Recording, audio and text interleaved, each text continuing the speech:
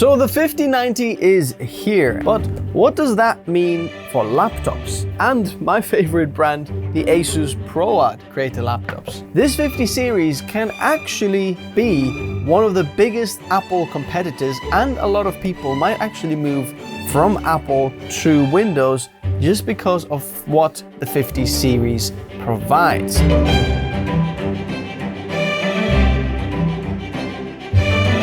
Licensing Windows is cheap and easy with whokeys.com, and if you use the code TN20, you get an extra discount.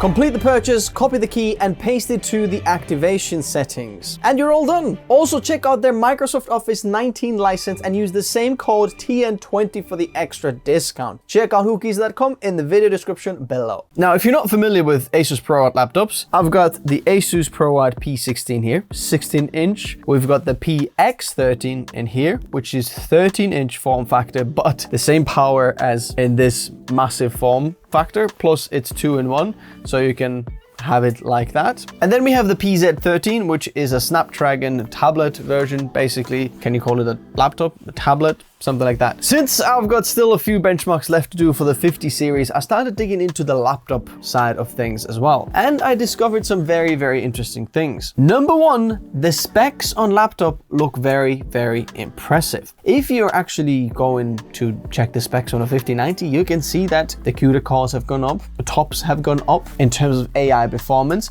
Obviously, it's not the same as the desktop variant. The desktop variant goes over 3,300 tops, but the laptop variant goes around 1,800 tops, which is still so much more than what we have out there. The M4 Max, what I have here, can you see that in there? That one offers only about 38 tops. So the 5090 on a laptop offers quite a bit more than what you can see from M4 Max in terms of Apple and Windows comparison, if we can do that. Then number two, we have the VRAM capacity. So far, we've always capped the laptop GPUs, dedicated GPUs, at 16 gigabytes. The 4090 on a laptop was 16 gigabyte version, and it was basically a 4080, really, not a 4090. But this time it's a little bit different. I'll explain that in the next point. We've got 24 gigabytes of VRAM, and it's GDDR7, which is super, super fast, like ridiculous speed. It's a higher memory bus of 256-bit, not 192 like we had previously. Number three is that this 5090 laptop is not actually a 5080 desktop. I've seen some people mention that online, that the 5080 desktop is the same as 5090 on a laptop. Actually, I don't think it is. The laptop 5090 is a cut down version of the 5090. And how do I know that? Because when we look at the decoders, they've always been kind of lined with the previous decoders there as well. But the decoders and encoders, that's the very good news now here, are the same on the laptop version as on the desktop version. So what we're getting is 3 encoders and 2 decoders. That is absolutely amazing. That means that we finally have 10-bit 422 support, H.264 and 5, which is ridiculous. I don't think even Apple can do that. Now we can do that on a Windows laptop,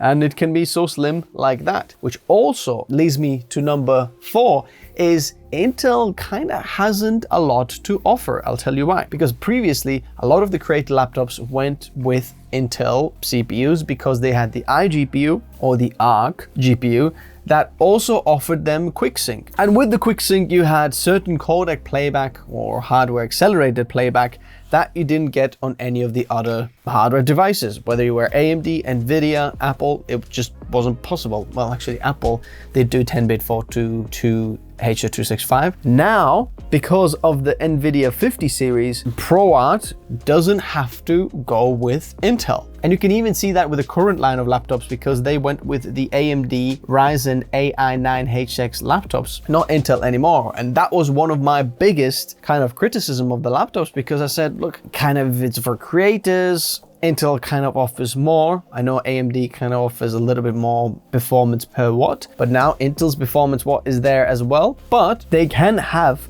a very, very slim form factor laptop like this P16 that's super clean design in terms of what it looks like, and still offer 422 10-bit acceleration. The 50 series has gone even further, which I haven't even mentioned yet, which is H.264 as well as H.265. Now H.264 10-bit 422 has always been accelerated on the CPU. It just wasn't able to play that back. Intel QuickSync wasn't able to do that. But now the 50 series can do that. So right now the 50 series has the biggest library of codecs that can be accelerated on any device as far as I can see, which puts Intel in a very sticky situation. They're gonna have to come up with something else and new, which is always good for us because we're gonna get something better and cheaper. Number 5, I think we're at number 5, is the AI generation. Now, because of the AI performance of the 50 series laptops, which now we have neural rendering, we are able to get insane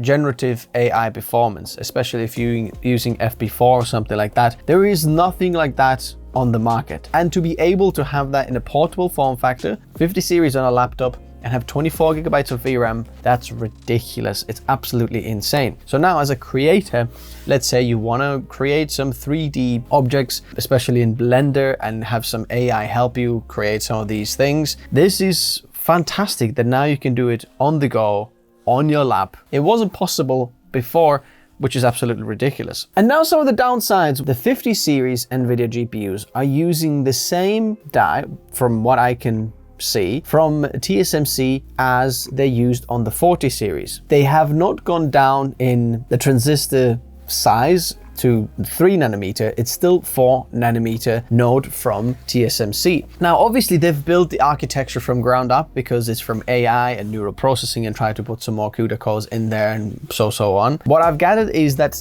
it's actually just bigger. It's not more transistors in the same footprint, which just means that the power consumption is a little bit questionable. I'll tell you why. If you look at Apple, for example, Apple often runs to the latest, smallest transistor size, so they can have the best power efficiency, which is a really good idea to do.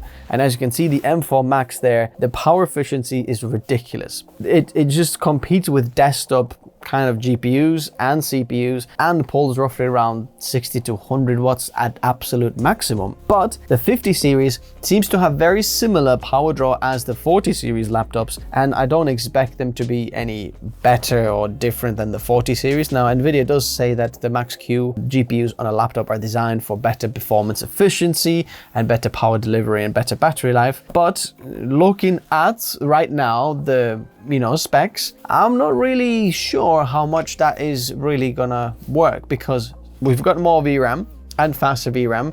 I'm assuming that is not more efficient than the previous generation. It's probably gonna consume a little bit more power. More CUDA cores, that's always gonna consume more power. So right now, the power efficiency and battery life, that doesn't seem to be on the good side for the 50 series. But regardless, I personally would be super excited to have a 50 series laptop that actually accelerates all of my codecs super fast in video editing timeline. That would be ridiculous. So am I expecting some great things from Asus ProArt this year? Absolutely. I'm expecting some absolute killer laptops. 16 form factor, absolutely fantastic. I would love to see a refresh of that, which reminds me of Thunderbolt 5. Now, because they've gone with the AMD, they don't have Thunderbolt 5 or Thunderbolt support. AMD only offers USB 4, which is very similar to Thunderbolt 4, but not as good in very short terms. So if you have Thunderbolt docks or something like that, Thunderbolt 5 would be really, really nice, which makes me really want to also have a ProArt laptop